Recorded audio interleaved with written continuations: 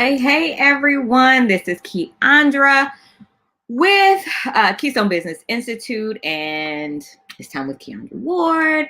Really excited to be here. We're kind of doing a recap today. I am excited because one of my dear friends, when we first started talking about toxic relationships and I started commenting on toxic relationships, one of my friends said, we really need to have this conversation. A couple of my friends did.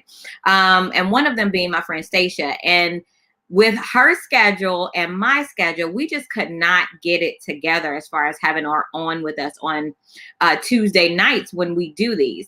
But because she is such a prolific, amazing woman of God, I really wanted to have that time for her to come on with us to be able to just share her experience and even talk about it from her point of view, and even given just kind of a recap of last night. So if you're just getting here, let me know that you're here.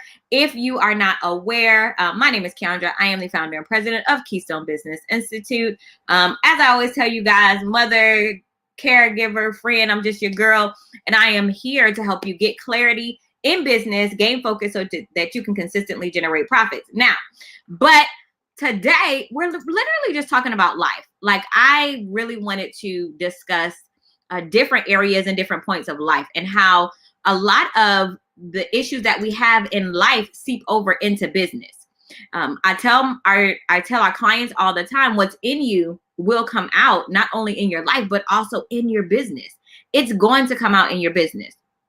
If you have jealousy, if you have toxic behaviors, if you're happy, the good and the bad. I think sometimes we focus so much on the bad, but the good and the bad, whatever is inside of you, it's going to pour out in every area of your life, your relationships, business, ministry, wherever you are, you're going to pour. And I want you to think about, what are you pouring? What are you pouring in the areas and places that you're at?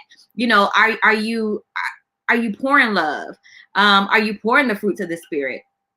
Are you pouring deception? Are you pouring toxicity? Are you pouring hatred? You know what I'm saying? Are you pouring fear? A lot of times we are just absolutely afraid. And so what we pour is fear. We pour the things that are inside of us out onto others or out into the world.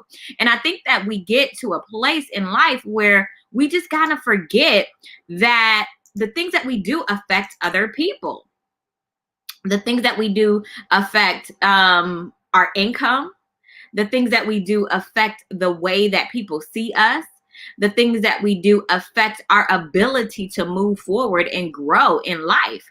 And I'm sitting here and I'm like, this is absolutely crazy how I realized last night, talking to two of my friends who they're more like family. Like, I say friends, but they are my family. We talked last night, and it literally was them, sharing what toxicity looks like to them in relationships, and how we can be the toxic one. And I talked about it last night, how our responses can be the toxicity of the situation.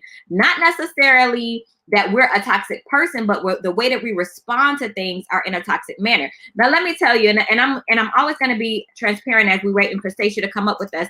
I'm always going to be transparent. I grew up with a family where we are no nonsense.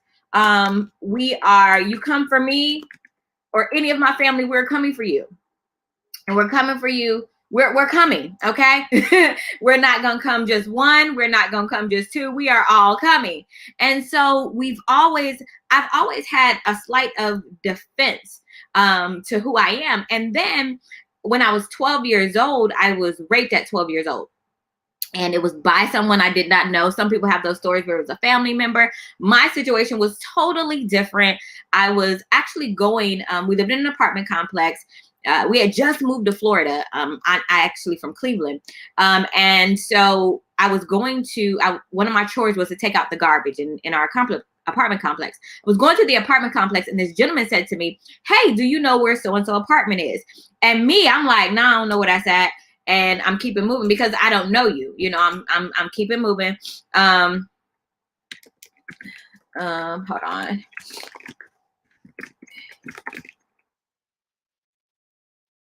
I keep it, I'm keeping it moving, and I'm sitting up here like, no, I don't know them. And then what he did was, as I turned around to put the trash in the trash bin, he knocked me over the head. There was a fence. When I came to, I was in the woods, and this man was on me, and I was 12 years old.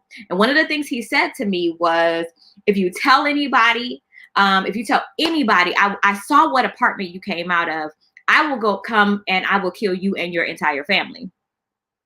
And so it was traumatizing, of course. And of course, being 12 years old and just moving to Florida, I said absolutely nothing. I didn't say anything. What I did, I said something to my best friend. And my best friend at the time, she told her mom. And then by her telling her mom, of course, her mom called my mom, and it, called the police, and we went from there. But here's what I did not realize over the years: that experience caused me to not trust people. It caused me to always have a guard. So it caused me to walk into things and situations, events. I don't care if it was life, business, or ministry, because I have been a part of ministry for a very long time. I always walked in with a defense. I always walked in with a barrier, because I always assumed that someone would be hurting me. Somebody would come to do something to me because I was attacked when I was 12. And so I always walked into relationships, business or likewise with, I'm going to give you just about this much of me because I'm waiting for you to fail. And then I would speak those things. Now, I tell you guys all the time that what you say has power. Your words have power. So I am saying you're going to cheat on me, or you're going to lie to me, or you're going to try to do something negative to me in business. And my thought process was always toxic. I always looked at the negative of a situation, because my life at the time, from 12 years old, it was built around that negative experience. And so what I had to do was really get to a place where I had to realize that sometimes I wasn't, and sometimes I would just be cool, and the person would do something, and then my reaction to them was toxic. So there were times where I realized that it was sometimes just my reaction to what happened that made it toxic, and not necessarily me being a toxic person, or the way that I reacted to different situations and scenarios. And so I sat there and I kept saying to myself, is this the life that you want to live? And then last night we were talking, Terry said something, because Terry's been married for 18 years. Last night she said, her and her husband had to pull back, and their relationship is gone in stages. She said they're probably about the 6th stage of their relationship, And so she kept saying that it's stages, and you have to grow in stages, and you have to move in stages. Hey, Statia, I see you. I'm gonna bring you up. You have to move and shift in stages. And so with that being said, we have to think about that in our own lives and in our own walks, and how we are dealing with toxic behavior or toxic people. So I see Statia here. Let me see if I can bring her up. Hey, girl. Hey. I am so sorry. I am not tech savvy, and I did something. I don't know what I did, but I didn't do it right. You all good, honey. You are all good. You are here. We said we wanted to have a real quick impromptu conversation in regards to toxic behavior, and almost just like a recap of yesterday's episode. It was really good. Like, we really were able to get I was able to see myself in some ways. Okay. That like I was aware of it, but hearing someone else say it, you'd be like, yeah. Right. So we talked about that. So let's just talk to you. What is toxic behavior, or what is toxicity? What does that look like for you? Toxic behavior for me looks like untreated trauma. Mm-hmm. Usually it comes from, encounters, relationships that we've had, either growing up, or, the baggage we acquire in our adulthood, right, from relationship to relationship.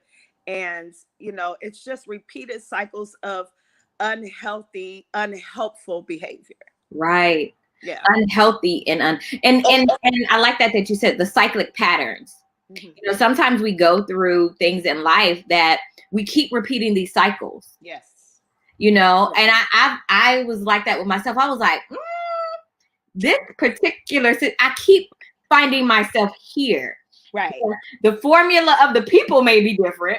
Exactly. But the experience is the same. So why do I keep finding myself here? Yes, Do you feel that sometimes because we're so used to being in toxic situations that we place ourselves there and we find comfort there? Yeah. Yeah, it becomes our norm. It becomes our norm. As I say all the time, you know, I grew up functionally dysfunctional. Let's talk about that. Let's unpack that a little bit. What does that mean? That means we learn how to function within our dysfunction. You know, things that are not normal or things that are not healthy. We learn to function within those situations. For example, you know, in my household, we grew up arguing a lot. You know, lots of arguments, lots of not healthy debates. I mean, argue, toxic arguing. And so in my relationships, even in my friendships, you know, my business ships, my work life, it was nothing for me to just argue with someone, you know. Yeah. So. And then that becomes the norm for you. It is. And even now, let me ask you, I think I did that, and I took it everywhere I went. Yes. You know, one of the things Harold said last night was when we worked together, we were in a meeting and somebody said something I didn't like. Yeah. And everybody was like, grab her. Right. Get her. You know what I'm saying? I had the same reputation. Yes, ma'am. Yes, ma'am. They're like, uh-oh, wait a minute. Y'all don't know. You about to take her there. And I realized, I would say, I told them that my last actual relationship was 8 years ago. And, you know, I dated a little bit or whatever in between, but I really started focusing on it this year. Like, yeah, I kind of want to date. And my daughter being 18 and about to go to college, she came to me and was like, look, ma'am, it's time. I'm about to go. Okay. We need you to get it together, you know? Right. Even with that, even in these last 8 years, I've really had to take a look at myself. Yes. And I think that what are some things that you have looked at, even not necessarily within yourselves or with others, that bring toxic behavior? That it's almost like a symptom of toxicity. What is a symptom of toxicity? When a person just is relentless about not compromising. You know, they just have to have things their way. You know, they won't be flexible in their thinking. I think that's extremely toxic because if you're not flexible, then, you know, how can you mold anything for the both of you? You know what I mean? Right. Whether it's in business, whether it's in, you know, a platonic relationship, you know, a love relationship, you have to be flexible in your thinking. And some people are just so stuck. And I think that's very, very toxic. You know, it doesn't give you any room to mold or to grow anything. Right. Yeah. I can understand that, being so stuck in your way that it is this way or no way. Yes. Especially in my age group. That is so very, very common. You know, it's like, you know, I'm stuck right here. We're so used to our ways. Like, and that was something that I've had to look at. Like, you know, I have my way. I have my mode, I have my life. I have the way that it goes. Yes. And being able to allow someone to come in and to be a part of that, and me pushing that away, that becomes toxic. You know what I'm saying? Or and so I stopped and I was like, hold on, let's look at how you want to incorporate that, but also looking at my reactions to things were just as toxic as the thing that happened. You know what I'm saying? And I was talking to my friend today and I said, one of the things that I had to realize was, at the end of the day, when I go before the Lord, he is not going to ask me what they did. He's going to ask me about my response. Come on, sis. And I am at a place in my life where I want my response to be worthy of him. Absolutely. You know what I'm saying? Absolutely. It's not always, we are human. We're not always perfect, Right. but I've decided I incorporated this new pause before I talk. Okay. Thing. That's good. So, now when things happen, I am pausing. Okay. I'm like, okay. Right. You know, that pause may be 24 hours, it may be Right. 10 minutes. Right. But I need to pause first because I know that my family, we got cutthroats. Like these, right now. It'll take me down, baby. I think we're both from the Midwest, right? You know it. Say no Midwest. It'll cut you. You will forget who you are. Real like quick. you, by the time I'm done, you will believe that you're who I said you were. Absolutely. Like, Absolutely. You know what I'm saying? And I realize that, you know, it's very rare that I act like that now, but I would say in the past, like 15 years ago, it would have been, and even I would say even 8 years ago, 9 years ago, it would have been horrible. Oh yeah. Oh yeah. I yesterday, it's so funny. I just have to tell this little story. Go ahead. Yesterday at work, we have some new people that came in externally to help with our department, something we don't do. And there's this young lady who, you know, she's like a walking TED Talk. And that's cool. But she's really abrasive and abrupt, you know, and I don't have a lot of patience for people that are supposed to be in leadership that lack soft skills and lack, you know, the ability to talk to people in a professional, polite manner. I have zero patience for that. And so in the past, I would just pop off if something would happen. But yesterday, I was going to assist her with something, and she was like, I need 6 feet. And I was like, oh, I'm going to give you more than 6 feet. I'm going to go into this office and you can figure it out. You can hit me on Skype or something. Said, oh, see. Yeah. I mean, and learning, and a lot of times, Statia, it doesn't even have anything to do with you. Yeah. It has everything to do with who they are and their ability to deal with them. Absolutely. And that's how our reactions are. It is everything in our ability to deal. When you saw that post about toxic, I had posted and you posted it. What was your first thought? Like, what made you say, oh, we need to talk about this? Oh my goodness. You know, that has just, I don't know if you've been watching, but some of my lives have been addressing some of these cycles of behavior. I talk to a lot of people. I've recently embarked on my own coaching business, and I talk to people about, you know, just interactions, you know, with their relationships and things like that. And a lot of times we have the victim syndrome. And so I think most of failed relationships, failed interactions are as a result of what we're talking about today, not taking a look at ourselves and some of the behaviors we bring to it. Because sometimes it's not that the other people aren't wrong. But we escalate things because of our response. That's what you were just talking about. The person could be totally out of line, but do we have to escalate those issues? Do we have to escalate those situations? And oftentimes we do. Right. Because we don't pause. Like you said, we don't pause. We don't. And we are. And then that comes from, in my case, always feeling defensive. I was telling them prior to coming on that, you know, I was attacked when I was 12 years old. I was raped. So then therefore, I from 12 on, I went into every situation on defense mode.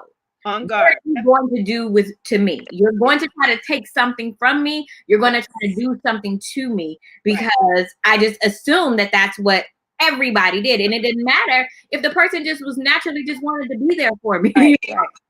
And naturally wanted to love me. And people always wonder, because although I'm very public, I'm extremely private as well. Right. You know, and so I'm not everywhere. I ain't out everywhere. I'm not doing a lot of stuff. And so people always are confused at my personality. Yeah. Because online, I'm just like, yeah. Then you see me, I'm like, yeah. You know, but that's literally because it was things that I had to work through, because online, I ain't really got to talk to you. I'm talking to you. You responding back. We going about our business. Exactly. But the face, it would be different. And so over the past, I would say 10 years, that's something that I've really had to work on and really building relationships the right way. Right. Because a lot of times we build relationships based off of the toxic behavior. So we already come in Toxicity is right here. We're building, and we're building on top of that. Yes. You know? Yes. So, I mean, go ahead.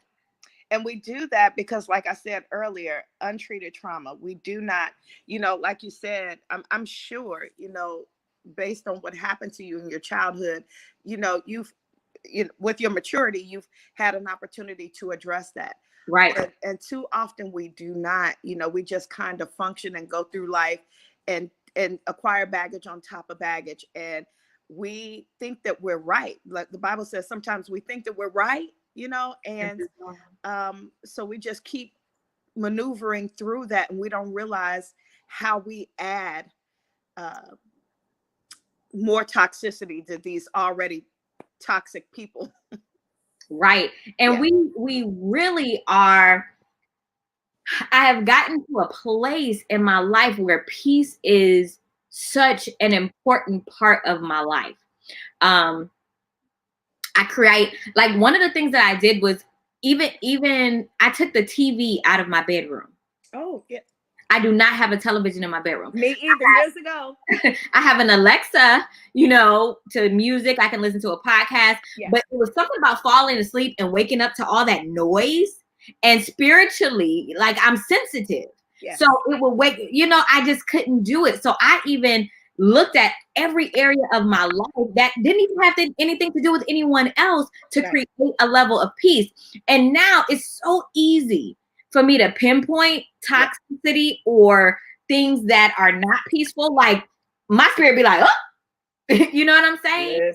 Listen. You got to get to a place. I think it's also a level of maturity. Like, when do I say the 12-year-old who was raped should not rule my life? Come on. Oh, that's big. That's big. You know what I'm saying? Yes, ma'am. Yes, ma'am. Talk about it. What you got to say? Listen, first of all, that's why you're my kindred spirit. I promise, because I haven't had a television in my room for years, and that's the same reason. Matter of fact, I really don't watch television because it's a time vacuum. That's what it stands for. Yeah. But I told protecting my peace is my first priority, and anything that threatens that, honey, one thing about it, I have no problem snipping it, because it's everything. When you're a child, you have no control over what happens in your environment. But as an adult, I have made a conscious decision I can't control everything else. I can't always control my income. I can't always control how people respond or how they are, with situations. But I am so intentional, about controlling my peace. Right. And I mean, the thing about it is you can control your peace. I think sometimes we forget that we have control over our peace. Absolutely. And it's okay to remove yourself from situations that no longer serve you. Ooh, come on. Talk about it. Like, literally okay to remove yourself from situations that no longer serve you. Now, what people realize, the immature side of that is people feel like that you can never go back. Sometimes they just need that space. Yes. You just need that space, and then you can go back because there's a level of maturity on both ends. And sometimes it's eradicated, like it's over. Yeah. And that's that. Absolutely. But I think that I literally had to say, how long is a 12-year-old going to run my life? I love that. I am in my 30s. I love that. I'm in my 40s now, but this was in my 30s. Yeah. How long am I going to let the 12-year-old who, moved from the Midwest to the South, who was raped, who, felt lonely, who felt rejected, who felt like everybody had something against, how long is she going to rule? That's big. That's big. And I didn't say that, but that was my approach. How long is this rejected young woman, who has rejection issues, abandonment issues? How long am I going to let that little girl be in control of my adult life? There are things that I can change and manifest with intention. And so I intend on spending the rest of my life doing that. Like, yeah.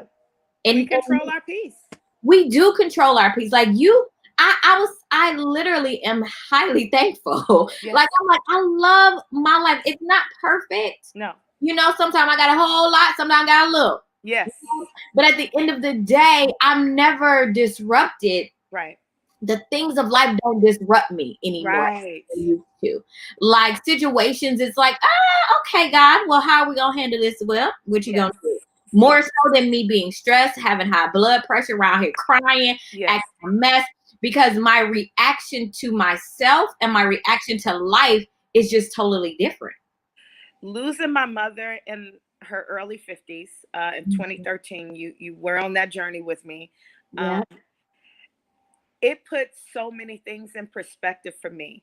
And what I tell people all the time is, when you've endured the heartache and hardship of burying your mother, who was planning for retirement, young woman, vibrant woman, excited, energetic woman, when you've endured that hardship and God has given you the grace to endure it, sis, there is nothing I can't do. Come on.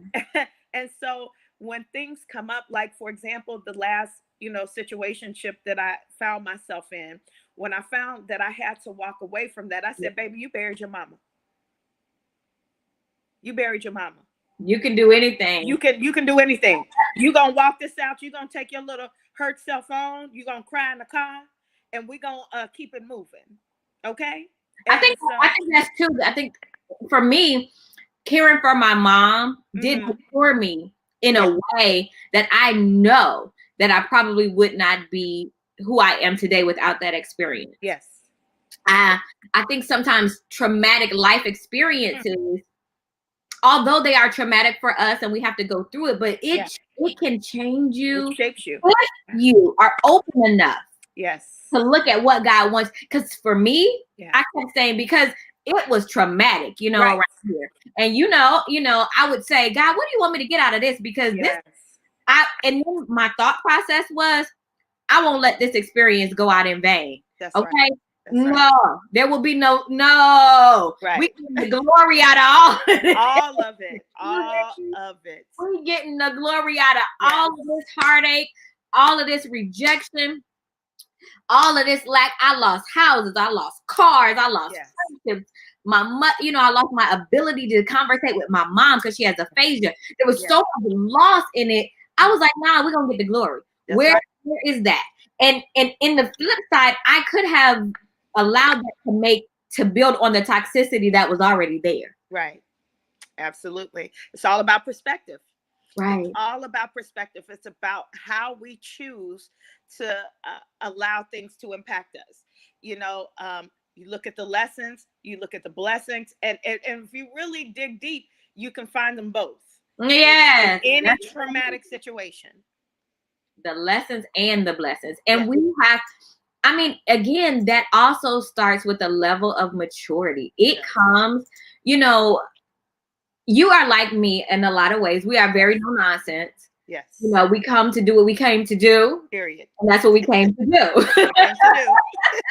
But on the flip side, we enjoy life. We enjoy spending time with our friends. We love we love going out. We love traveling. Yes. There's so many things that we do love and that we experience.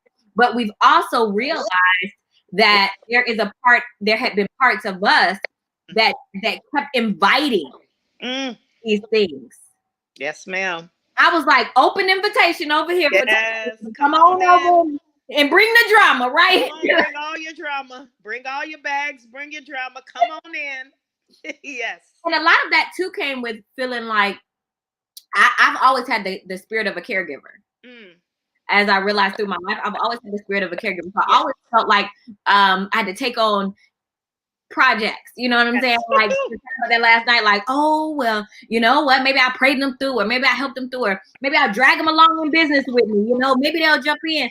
And I realized that I am here. Here's where I am. Right. I will push, but I will not pull. Come on. If I feel like I got to pull you or pull anything out of you, I don't care if it's love, business, life, ministry. But if I need to stand behind you and push you along the way and help move the wheel a little bit, the wheel a little turn, push it. If we got to, jumpstart that thing, I got you. But if I'm pulling and I'm putting all the weight, no, ma'am, not interested. Girl, when not I tell interested. You, I will. And that's in everything, friendships, business, that's in everything. You know, I totally agree with that. And that's exactly where I am, sis. I promise. And even toxic friend, like we didn't talk about it as much last night, but let's hit it with you and I, like toxic friendships. Oh, yes. Girl, okay. Yes, because they certainly exist, are alive and well. Okay. Yeah. You know, and sometimes it's not that the people themselves have bad intentions. Right. They could even love you and Right. really genuinely care about you, but because again they have their unaddressed trauma, their unaddressed issues, it like you said, whatever is in you is coming out, and it Well, it's coming impacts all the way every out. aspect of your existence, Right. And including it's your funny friendships. because what I said was, say you have siblings. Mm-hmm. You may be the middle child. Mm-hmm. And it seems like the baby gets everything they want. The older one is kind of aloof.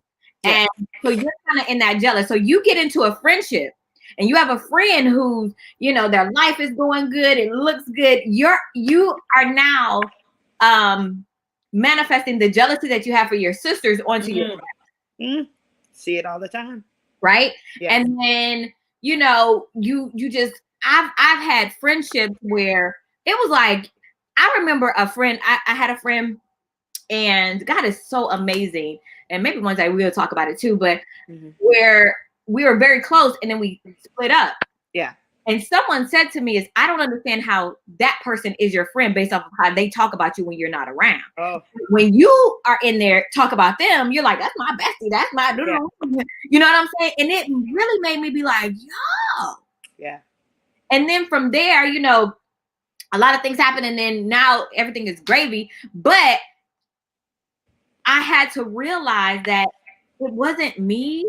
Right. It was what they were dealing with. And then on the flip side, I would get jealous too at people. I get jealous because y'all look happy and I'm over here mad because I'm hurt, because I rejected. You know what I'm saying? Yeah. And so, on the flip side, like I have been toxic and I have received the toxic from others. So have I. And most people don't want to admit that they have been the toxic person in a friendship. Right. We don't. I have certainly been the toxic one in a friendship. For example, after my mother died, I was extremely low. That was the lowest place I've ever been. I thought my divorce had me low. No, bury your mama. It's a completely different type of pain. And I don't wish that on anyone. And so I was inconsiderate. I became very selfish unintentionally. I was so self-absorbed that, I was just nobody else's, life or situations mattered.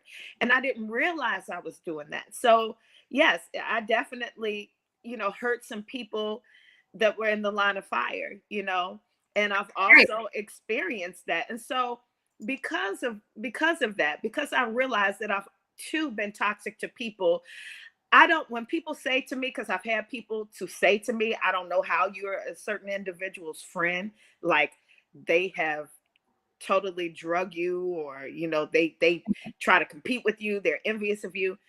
I try to recall the times in my life where I've been toxic. Now, what I will say is this: once I identify, you ain't gonna laugh a certain way with me, I respect that. I may not cut you out completely. I may not cut you off completely. I may not I'm not going to turn my back on you, but I certainly maneuver within what I know. Right. Meaning I have some respectful boundaries in place. If I can't trust you, I'm not telling you my business. Right. I used to be very cutthroat. I was like either on or off. Yeah. I never gave people the grace that I wanted God to give me. Right.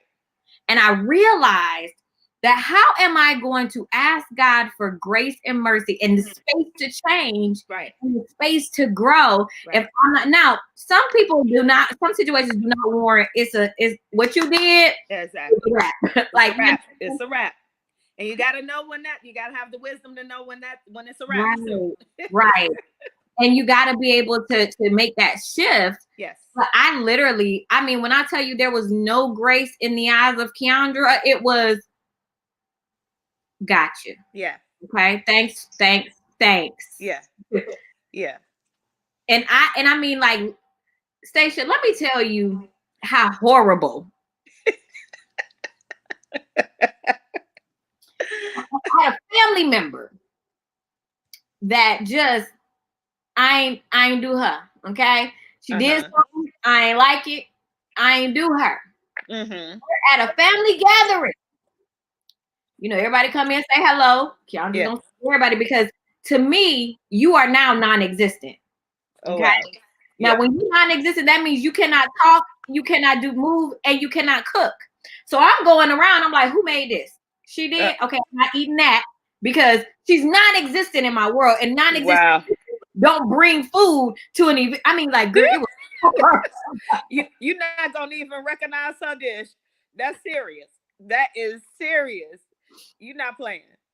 I was so cutthroat. It was like, yes. And then God, I remember recommitting myself to God and going through my healing. And God said, how are you going to X out my child? Right. I'll say my child is non-existent. Right. You know what I'm saying? They may not be perfect, but they exist. Like, that's how I was totally, you are non-existent. And that was so toxic. Yeah. That was such toxic behavior. But on the flip side, I've been an empath my whole life. And I would nurture the crap out of garbage. So where I wouldn't let people go. You know what I'm saying? So you can be extreme one way or the other. Now, some people would consider my walk away cutthroat. But no, if I walk away, I really truly feel the need to walk away because it is extremely toxic for me. Right. And I respect when something is extremely toxic for me. It may not be toxic for another person. Maybe they have the ability and the mental capacity to handle that. Me, I know when I can't, and I'm deuces. I'm out. You know. Baby, did y'all hear her? She said she would nurture the mess out of trash. Okay, she would nurture that trash, honey. Yes. Try to get for breezing it and all. Breezing it, throw some gain on it, some bleach. You know, just. I wanted to just come on and do a quick recap and really just, because you and I, you know, in the comments, we were talking about it and us, you and I trying to get our schedules together. And I was like, we're going to have to do this on an off day. Like, I don't usually go live on Wednesdays. This is going to be an off day. But because you my girl and because I love you and I love the perspective that you bring to life in general. And I'm watching your lives. I'm honoring what you're doing in the world and for relationships and God. Now, let me tell you guys, Statia got me out on Valentine's. Let me tell y'all something. When I became unmarried and single, like I was single, I was dating and then I'm single. And I didn't go out. Valentine's Day wasn't my thing. Like, I ain't going. Statia was have these unmarried single Valentine's Day dinners. Yeah. She'd be like, sis, you got to come. Sis, you got to come. I'm not coming. I'm good. Yes. Statia got me out on to enjoy Valentine's Day, even as an unmarried woman. You know, how to still enjoy the time and enjoy the experience of Valentine's. Like, I was gung-ho, like, I'm home. I'm going to bed early and I'm not going. Okay. No, I don't want to. But she is a great event planner and she has such a vision and she creates these amazing experiences for those who are unmarried on, you know, the Valentine's Day. And we have a good behind time. Me too. And it's extra special because it's my birthday too. It is her birthday. And she bring God all in it. We be having scriptures and we be having, we got stuff. So I wanted to publicly take the time to honor you and thank you for shifting my mindset even in that, because I was like, I am straight. I'm not going. I'm definitely not going to a restaurant looking at other couples, you know. Like, But we have such an amazing time. It is such a good Yeah. time. And can you tell them where they can find you and some of the things that you're doing?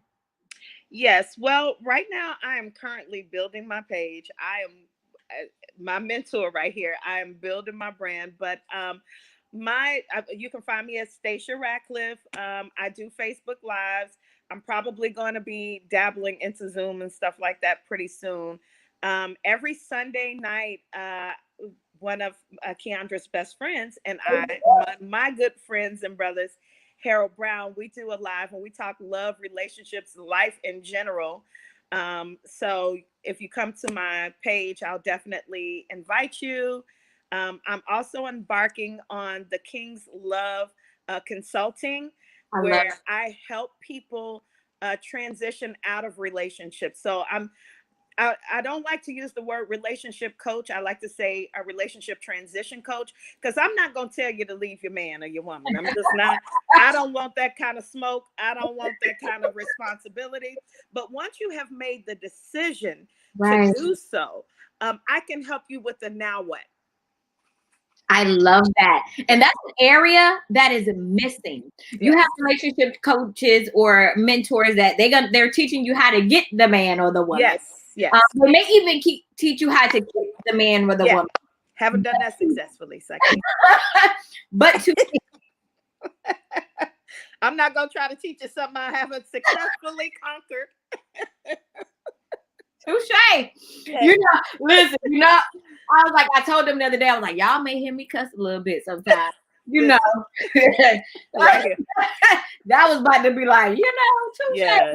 Yes, ma'am. But on the flip side of that, being able to transition out and still understanding you are still a whole person. Absolutely. You are still a whole being. Still a whole person. You're still whatever you were before, you're probably better off because you're matured. Absolutely. You are still that person. So I'm excited to see that blossom for you. I'm excited to see you help those in that transitional period to be able to maneuver outside. So you can find her at Statia Ratcliffe on Facebook, social media. Her and HB come on Sunday nights. Do not miss it. They're dynamic. They have great conversation, great dialogue, well thought out, well planned. I absolutely love. I'm a replay person.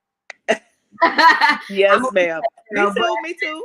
I can see it. So I appreciate you, Statia, for coming on very quickly today, just to do a little recap and give your experience, because I wanted you on with us last night, but we weren't able to, and I always want to still give you the opportunity to show up and show out. So I appreciate it. Thank you. I absolutely love you. I love you for joining us today on for having me. Thank you so much for having me. This has been awesome.